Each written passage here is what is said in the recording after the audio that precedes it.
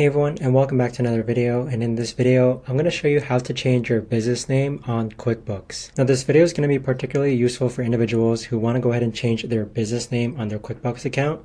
How do you actually go ahead and do that? Now this video is going to be short, sweet, and simple, guys. There's not going to be a lot of steps involved. Now the way to actually do this is first you're going to go into QuickBooks. And then on the upper right hand corner, you want to click on your name. And then from here, you want to click on Manage Your Intuit Account. So first you want to go ahead and log on to QuickBooks, and this is what your dashboard is going to look like.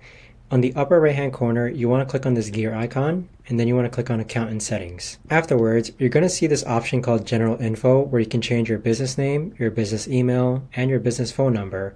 Go ahead and click on Edit for the business name. So once you've done so, you can see that this right here is your current business name, and this is your public business name.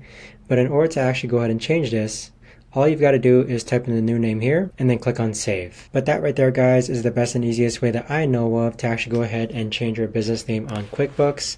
If you guys know of a better or easier way to actually do this, let me know in the comments down below. I would love to know. Thanks so much for watching, everyone, and I'll see you guys all in the next video.